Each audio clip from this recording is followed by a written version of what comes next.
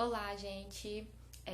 Nossa aula aqui vai ser sobre as propriedades químicas dos elementos da tabela periódica.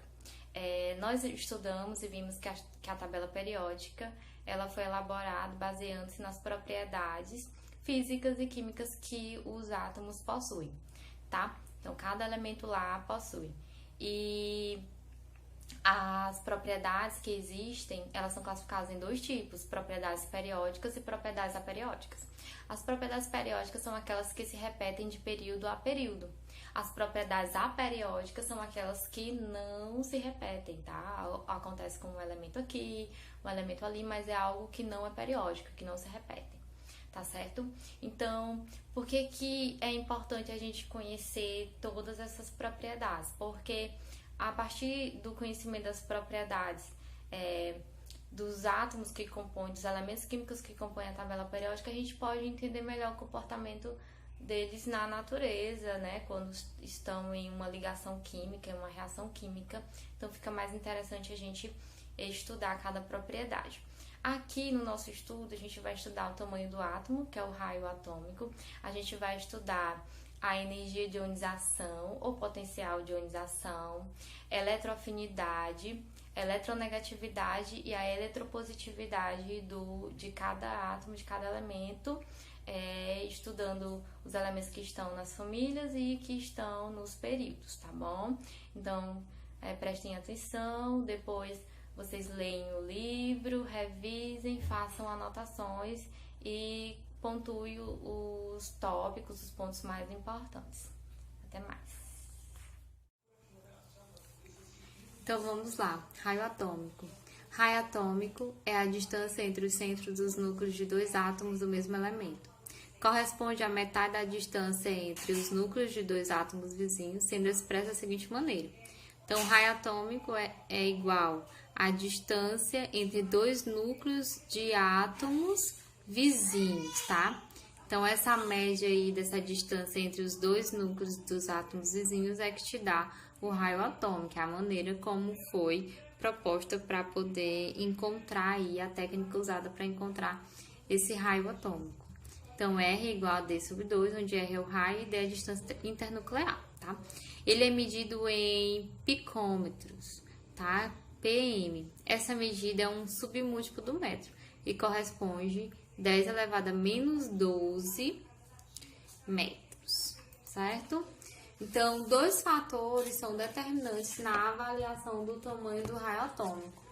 O número de camadas eletrônicas, o número de camadas eletrônicas e a carga nuclear, ou seja, o número atômico.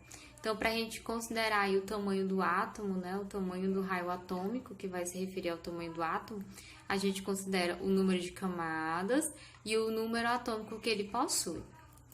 Tá, ó, família. Na família, à medida que o número atômico aumenta, o número de camadas também aumenta, o que leva ao aumento do tamanho do átomo, e com isso o tamanho do raio atômico. Então, numa família, o tamanho do átomo aumenta de cima para baixo, que a gente observa aqui. Eu tenho aqui, essa aqui representa a primeira linha, a primeira coluna, tá? Linha na vertical, primeira linha na vertical, primeira coluna. Eu tenho o lítio com número atômico 3, essa quantidade de elétrons aqui distribuídos em duas camadas, tá? Então, tem o átomo dessa forma, duas camadas, número atômico 3. O sódio já possui aqui um número atômico 11, maior do que o lítio, e ele já possui 1, 2, 3 camadas. Então, a gente observa que ele é um átomo maior do que o átomo de lítio. O potássio, você já observa que o número atômico dele é maior, 19. E o número de camadas dele já é 1, 2, 3, 4 camadas. Então, ele já tem 4 camadas, é mais camadas do que o sódio.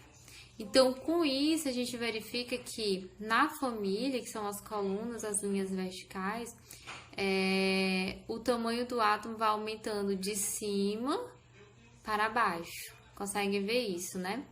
Então, na família, o tamanho do átomo aumenta de cima para baixo.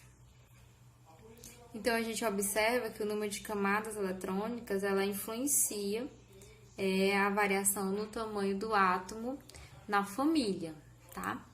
O período, à medida que o número atômico aumenta, o número de camadas permanece igual, mas a carga nuclear aumenta, o número atômico aumenta, né? O que faz com que a atração do núcleo sobre os elétrons periféricos também aumente e, consequentemente, o tamanho do átomo seja menor. Assim, num período, o tamanho do átomo aumenta da direita para a esquerda. Olha só, eu coloquei aqui ó, o selênio, o cálcio e o potássio. O selênio, não dá para ver direitinho, mas eu vou falar para vocês. O selênio tem número atômico 34 e ele possui, tem número atômico 34 e ele possui aqui 4 camadas, né? Porque ele pertence ao quarto período. Se ele está no quarto período, então ele tem 4 camadas. O cálcio, ele tem 20 elétrons girando ao redor, porque o número atômico dele é 20. Então, ele tem 20 elétrons aqui distribuídos em 4 camadas. O potássio, eu já tenho 19 elétrons girando aqui ao redor do núcleo. O potássio tem número atômico 19. Então, o que é que a gente observa? Que aquele que tem menor número atômico é um átomo visivelmente maior. Conseguem ver isso, né? O selênio é o que tem o maior número atômico. O átomo aqui já é bem menor. Então, o que nós concluímos? Que quanto maior o número atômico, eu tenho que os átomos, ou melhor, maior número atômico, eu tenho que o núcleo, ele vai atrair com mais força os elétrons que vai estar girando aqui ao redor. Porque eu tenho uma aglomeração maior e estão mais próximos, tá? Então, eu tenho muitos elétrons aqui, muitos prótons aqui, mais próximos um do outro. Agora, quando eu tenho aqui menos elétrons girando aqui ao redor, observe que tem menos, a distância entre eles são maiores, a distância do núcleo até eles são maiores. Então, o que eu tenho? Que quanto menor o número atômico, menor será a força de atração do núcleo aos elétrons que estão aqui girando, eles estão mais livres, estão, de certa forma, mais afastados do núcleo. Então, a força de atração entre eles é uma força menor e, com isso, o átomo se torna maior. Já num átomo em que eu tenho muitos elétrons aqui próximos um do outro e próximos do núcleo, essa atração aqui vai ser mais forte, fazendo com que o núcleo se torne menor. Aqui eu tenho uma imagem de como seria uma representação, uma ilustração de como é que seria na tabela periódica. Ó. Variação do raio atômico, ou seja, variação do tamanho do meu átomo. Eu tenho que, na família, né, que são as colunas, as linhas verticais, o tamanho aumenta de cima para baixo, vai aumentar de acordo com o número de camadas e de acordo com o número atômico. E nas linhas horizontais, que são os períodos, vai aumentar de acordo com o número atômico. Aqueles que possuem número atômico menor são átomos maiores, porque o núcleo, ele vai estar mais afastado, os elétrons que vão estar girando ao redor vão estar mais afastados do núcleo e com isso a força de atração é menor. Agora, aqueles que têm o maior número atômico vão ter mais elétrons ali próximos um do outro, mais próximo do núcleo e a força de atração aí é maior. Então, vamos lá. Energia de ionização ou potencial de ionização. É a energia mínima necessária fornecida a um átomo isolado no estado gasoso para retirar um elétron, formando um íon gasoso positivo. Lembra o que é íon? Íon é uma estrutura eletricamente carregada, derivada de um átomo ou grupo de átomos que perdeu elétrons, que é o íon positivo ou também chamado de cátion, ou que ganhou elétrons, que é o íon negativo ou ânion. O átomo isolado, ele é uma idealização teórica, pois é praticamente impossível isolar um átomo. Assim, para entendermos o conceito de potencial de ionização ou energia de ionização e estudar sua variação, vamos considerar um exemplo em que a gente tem aqui o sódio ganhando uma energia, para que ele possa perder um elétron. Então, imagine que se a gente tem 1 mol de átomo de sódio, a gente tenha 1 mol de átomo de sódio no estado gasoso e fornecemos ao sistema 119 quilocalorias para cada átomo de sódio perder um elétron e se transformar num íon gasoso positivo. Perdeu um elétron, se transformou no íon gasoso positivo. Assim, o valor do potencial de energia do sódio é de 119 calorias por mol. 119 calorias por mol. Quilocalorias por mol. Então, a gente pode traduzir aqui esse exemplo nessa equação. Ó. Eu tenho um átomo aqui de sódio no estado gasoso. Ele precisou receber 119 quilocalorias por mol, a energia que ele precisa receber, para que ele perca um elétron e se transforme num íon positivo, certo? Então, eu tenho aqui ó, o átomo neutro, sódio, no estado gasoso, então 11 prótons e 11 elétrons. Aqui a energia absorvida para que ele possa perder, né, essa quantidade aí, perder um elétron. Íon positivo, formado aqui, o sódio, esse maisinho significa que ele perdeu um elétron e ficou positivo. Ou seja, ele tem mais prótons do que elétrons. Tem 11 prótons e é para ter que 10 elétrons, tá? Tem um errinho aqui, 10 elétrons. E aqui é o elétron que foi retirado. Então, a gente pode representar dessa forma. Lembrando que os elétrons que são retirados, eles são sempre da camada de valência, tá? Então, vamos ver aqui. Quanto maior o tamanho do átomo, menor a energia de ionização. Nós vamos ver como é que a gente vai relacionar essa variação aí do tamanho do átomo com a energia de ionização, nos períodos e nas famílias. Família, ó, à medida que aumenta o tamanho do átomo, que é de cima para baixo, que a gente viu, né? Aumenta a facilidade para a remoção de um elétron de valência. Portanto, maior o tamanho do átomo, menor a energia de ionização. Logo, numa família, a energia de ionização aumenta de baixo para cima. Então, quanto maior for o teu átomo, maior o teu átomo, menor é a energia de ionização.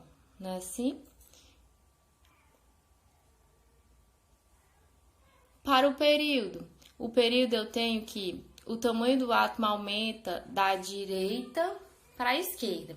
Portanto, a atração do núcleo sobre os elétrons de valência aumenta da esquerda para a direita. Então, num período, a energia de ionização aumenta da esquerda para a direita.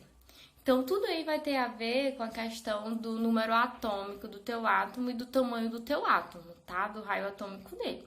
Então, a variação do potencial ou energia de ionização, o que a gente tem? Que ele aumenta na família de baixo para cima e nos períodos da esquerda para a direita. Então, aonde tu tem um átomo menor, com raio atômico menor, é onde tu vai ter maior energia de ionização. Ou seja, tu vai precisar de mais energia para retirar um elétron da camada de valência, tá certo? E aonde tu tem átomos maiores, onde o raio atômico é maior, o tamanho do átomo é maior, tu não vai precisar de tanta energia assim para retirar um elétron da camada de valência, porque o elétron vai estar lá distante do núcleo, né? Então, a atração núcleo, que tem os prótons atraindo os elétrons, não vai ser tão grande assim. Afinidade eletrônica ou eletroafinidade. O que é?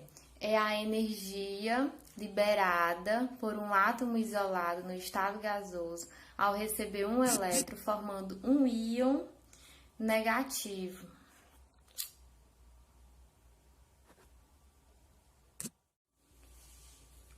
Afinidade eletrônica ou eletroafinidade. O que é isso, né? É a energia liberada por um átomo isolado no estado gasoso ao receber um elétron, formando um íon negativo. Então, aqui é já a energia necessária para receber um elétron, né? Quanto menor o tamanho do átomo, maior a eletroafinidade. Menor o tamanho do átomo, mais energia necessária para receber um elétron na camada de valência. Como a energia de ionização que a gente viu anteriormente, também podemos representar esse fenômeno, né, da eletroafinidade por uma equação química. Então, vamos considerar aqui a ionização do cloro. Então, eu tenho um cloro aqui no estado gasoso. Esse cloro aqui, esse átomo de cloro, ele recebe um elétron recebido lá na camada de valência e se transforma aqui em um íon negativo ânion, porque ele vai passar a ter, ó, no início ele tinha 17 prótons, 17 elétrons. Ele passa a ter 17 prótons, 18 elétrons, um elétron a mais. Então, ele transforma no íon negativo ânion. E para isso, foi necessário ele liberar uma quantidade de energia aí de 83,3 quilocalorias por mol, tá? Então, é a quantidade de energia que ele liberou para que ele pudesse ter recebido esse elétron aí na sua camada de valência para se transformar em um íon negativo ânion, tá? Então, observe que sempre a questão do tamanho do átomo, do raio atômico, vai influenciar nas energias para receber elétrons, na energia para ceder elétrons. Então, a energia para liberar elétrons da camada de valência é chamada de eletroafinidade ou afinidade eletrônica. Então, vamos ver agora como varia a eletroafinidade na tabela periódica. Temos aqui a família. O tamanho do átomo diminui de baixo para cima, não é isso? Então, logo, a eletroafinidade aumenta de baixo para cima. No período, o tamanho do átomo diminui da esquerda para a direita. Logo, a eletroafinidade aumenta da esquerda para a direita, tá? Então, isso aqui tem que ficar bem gravadinho na sua mente. Ó, aonde eu tenho átomos menores é aonde eu vou ter uma eletroafinidade maior. Então, aqui em cima, né, nas colunas, nas partes superiores, é onde eu vou ter átomos menores. Então, a eletroafinidade é maior. No período, eu tenho o quê? Que eu tenho átomos menores indo da esquerda para a direita. Então, onde eu tenho átomos menores, aí eu vou ter uma eletroafinidade maior, né? Vou ter que liberar mais energia para receber elétrons, tá certo?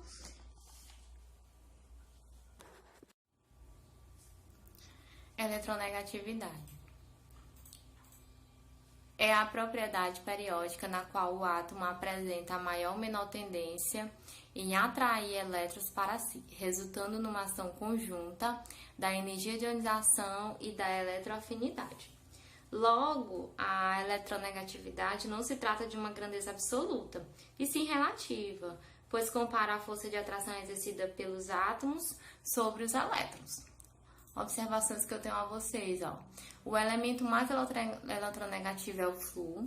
Os gases nobres, eles não possuem essa propriedade, pois não precisam ganhar nem perder elétrons para ficarem estáveis. Quanto menor o átomo, maior a atração do núcleo aos elétrons da eletrosfera. E com isso, mais fácil de atrair elétrons, tá?